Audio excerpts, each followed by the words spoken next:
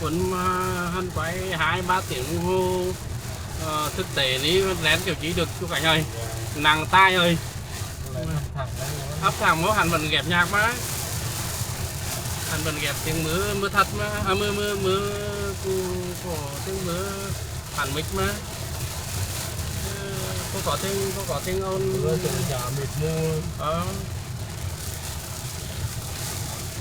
tai này chống nhận tay thật nặng nó thường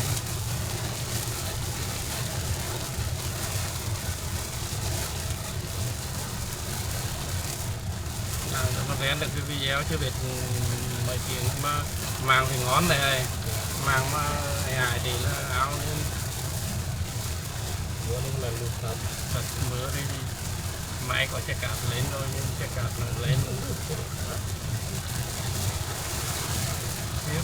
Gấp lố lấy được cái đồ giờ nước bốc lấy được đứng lên được cái cát đun lên đun tới liệt đấy gấp lố đun nhánh nào đó bắt chuyên rồi là chuyên thôi là hết sẽ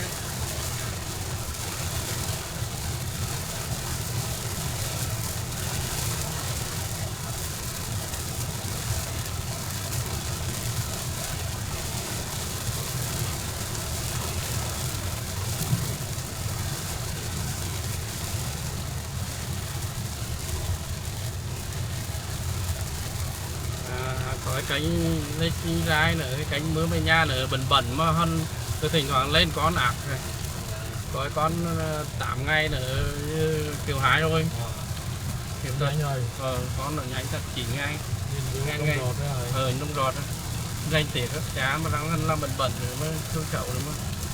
nó lên thật không ra gì làm rồi đó con má là nồi mái vẫn chưa lắp điện được nữa như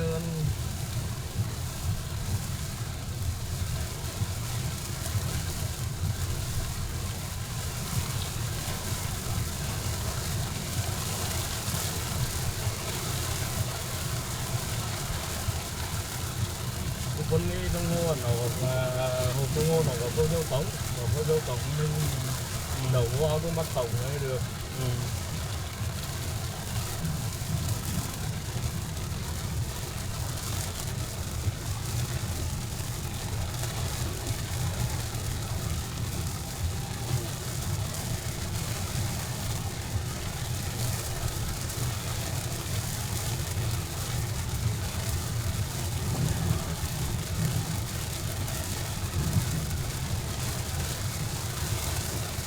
to rồi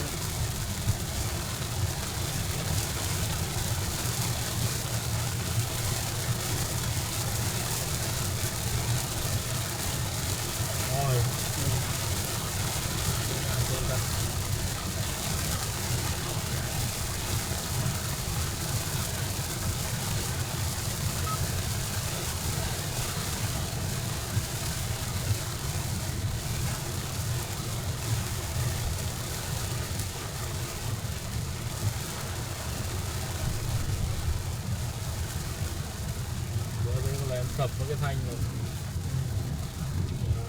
nó leo không sập được chứ còn được chạy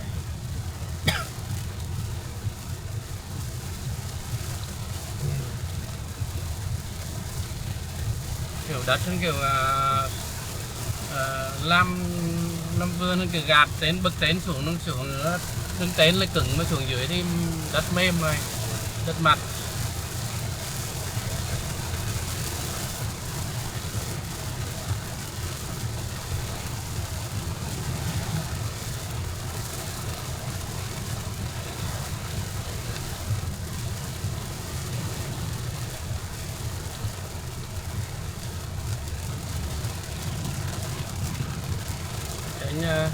cái BB của anh Tiến anh làm nữa con bọt thằng rưỡi này cũng thể lên lại được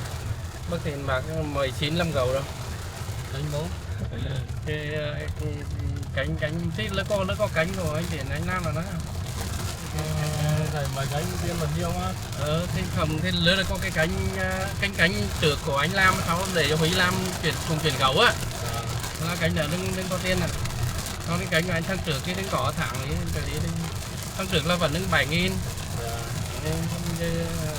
thằng rưỡi chưa nhận tiền than bột có con 48 giờ con 5-6 nghìn mấy đồng lên gầu á, hả mấy đồng lên gầu á. chứ bữa ní mới bắt đầu xin gấu con cánh được toàn làm bị thương nữa giống như cánh của ta. Còn một cái mứa mà chuyển sang baby. Mưa chuyển sang baby là mưa chuyển sang baby gấu chứ. Cánh tomat rồi nè. Tomat là chứ. Là cho tiên yêu đài nè. Là cánh ở anh chuyển nước Lam. Cánh mưa tomat là cánh của Nga mà vừa chó chứ. Yeah.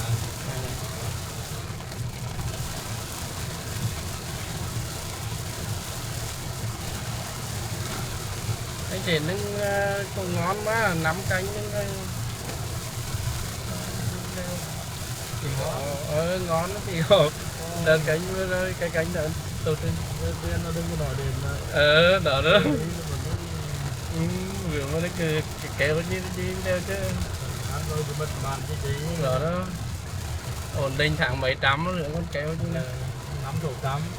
500 ổn định đeo đàn nữa như đóng vàng được 5 tỷ thôi con kéo như là bằng mình cả 7 người làm đó 7 người làm em đối với cả chục người làm chục người làm bằng tầng nữa anh cái kêu bác cái thầy ví dụ thầy chủ nhiều là cái nói chú Tiến thì chú Hoa rồi thằng thiệp nhưng mà thiệp bên là mấy chục 3-4 con người bên nó chắc mình mà làm ăn rồi suốt ngày đi chơi như con đó mà chưa thử tỉnh nhắn lên 30 người rồi thử coi từ anh là mức mố đúng không? Mà nhiều lúc nó hiểu được tỉnh bất tiền vẫn giờ mình hãy bất màn đi hãy shop ke đi kiểu này nọ cái tỉnh hơn khó thay đổi cái ngầu dân phía ta là tam phản nó đưa về cái đó thì đó có thể nó được rồi anh em có thể thoải mái cũng nói chẳng hạn mà chúng rồi cái hình một cống nước về mình có thu nhập thì đừng còn cái cống một phân hả nhiều lúc mình phải dành một phân số đồng thì thực ra là hẳn mong đưa về để thang nở thì chưa chắc hắn là chó làm tiếp mà thịt lên làm thịt trên đập cho phát thì mà đáng đúng không hoặc là như ngã đang lên ngon lành thì chỉ cắt kiếm tiền cho ăn thì phải chấp nhận như đó chứ cái nữa có ai mong muốn nó đúng không chiều chứ biết là như cánh Nga nó ngon nó lành nữa thì mà trong lúc ta xin 3 cánh này mà cuối cùng được có cánh Nga được thì lấy tắt kiếm tiền cho ăn đúng không cái cánh của Ngân cũng được cái cánh của ai này của Ngân một cánh của Cương một cánh cũng được chứ đó cánh hướng tô rồi cũng thêm hướng tô hướng tô làm sao vẫn làm phóng cũng được chứ cái nào lại quay về bị thương thành là ta 5 cánh đúng không 5 cánh được làm gạo đúng không nhưng làm cánh mua đừng làm đó tiếp cho được thôi đi họ đồng về cái hỏi xong mới đập không về trong đồi mình như thôi là đập trên trong đồi mình như thôi để anh làm anh mà chuyển cánh mua đi anh để mà nhận hơn cánh bên anh cũng không được cánh của anh chuyển rồi truyền nó có hỏi hẳn nó với bữa trước hẳn một buổi hỏi em đó rồi buổi hỏi em đó hỏi em này là cái không đồi ấy là chuyển bữa nay mới bắt đầu chuyển này cánh này đó thôi bà thì chuyển trước đúng rồi chuyển làm lâu rồi đúng rồi chuyển hỏi chuyển lâu cái này chuyển lâu rồi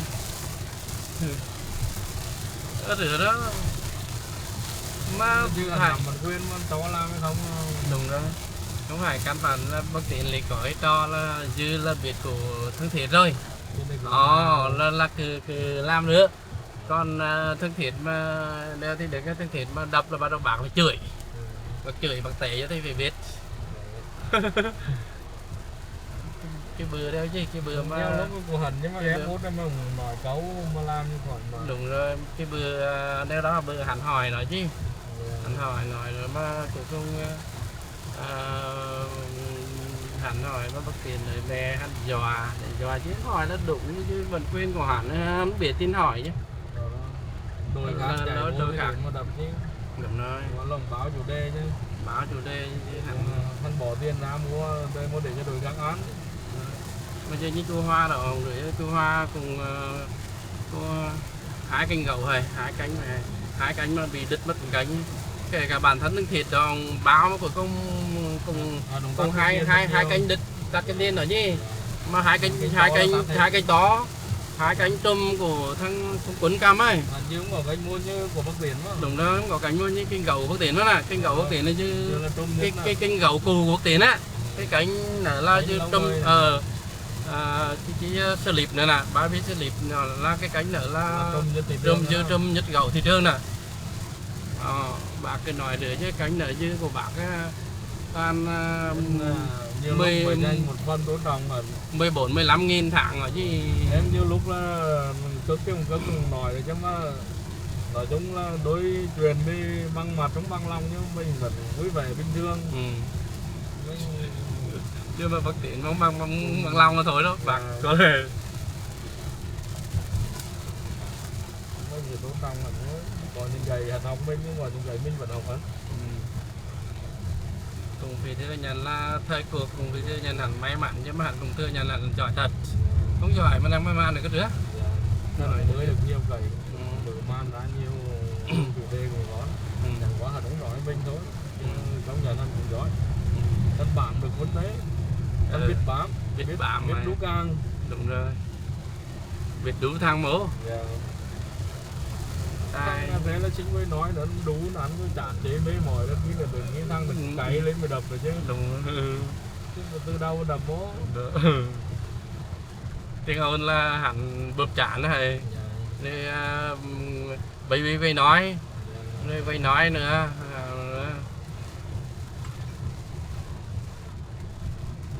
cái thời cục ký nữa hẳn bụp chứ nó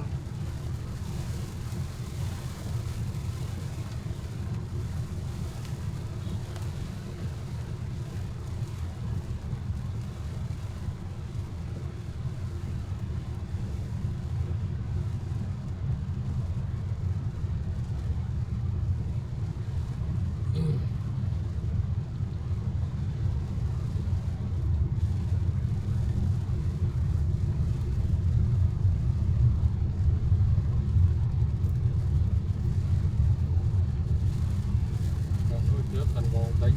quay nơi đen đó nè đánh hay phái nè mình lặn thẳng nắm với cá thẳng nắm với cá eo được mà với cô lịch một nhà nữa rồi chúng vai bác gánh lần có thẳng 100 cá rồi trước anh thẳng được tuổi 6-7 tỷ rồi đất mốt cũng vài cái thời đúng rồi có cái mình khi này được có dám 600 cái tới 3 năm rồi cái tới 3 năm là 3 năm 4 năm là hẳn định